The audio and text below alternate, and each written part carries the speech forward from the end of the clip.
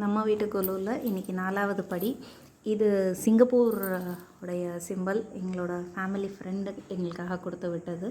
அதுக்கப்புறம் யானையோட பொம்மை. இதெல்லாம் பார்த்திங்க அப்படின்னா கிட்டத்தட்ட 2-3 தலைமுறை பார்த்த பொம்மை. அம்மா பாட்டி வச்சு விளையாண்டு கொடுத்தது.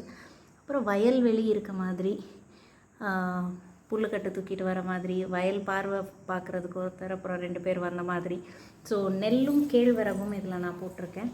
இது ஒரு கேண்டில் மெழுகுபத்தி. அதே மாதிரி இதை கதிர் அருவா, நெல் கதிர்கள் அறுக்கிறதுக்காக நாங்கள் பயன்படுத்துகிறது. இது சாமி கும்பிட்றதுக்கு மட்டும்தான். அந்த முதல் நாள் சாமி கும்பிட்டுட்டு கதிர் அறுப்போம், அதுக்காக மட்டுமே இது பயன்படுத்துவோம். அதுக்கப்புறம் இது தேங்காய் கொட்டாங்கரிச்சியில் செஞ்ச ஒரு வாட்டர் ஜக்கு. அதுக்கப்புறம் இது பழைய காலத்து வெத்தலை பெட்டி.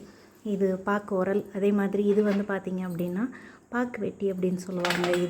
இது அதிலே இன்னொரு மாடல். அப்புறம் சுண்ணாம்பு டப்பா, அப்புறம் டவரா செட்டு, கூஜா, அந்த காலத்து வாட்டர் பாட்டில். உள்ளே டம்ளரோடு இருக்கும். இது பார்த்திங்க அப்படின்னா குடம் மூடக்கூடிய தட்டு.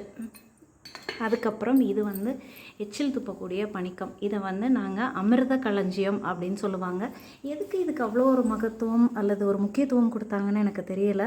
ஒரு பொண்ணுக்கு கல்யாண சீர்ஜாமா எழுதுகிறாங்க அப்படின்னா முதல்ல இது தான் எழுதுவாங்க. இதை எழுதிட்டு தான் குத்துவிளக்கு அல்லது விளக்குகளுக்கே போவாங்க. அந்தளவுக்கு ஒரு முக்கியத்துவம் இந்த பணிக்கத்துக்கு, அதாவது அமிர்த களஞ்சியத்துக்கு கொடுத்துருக்காங்க.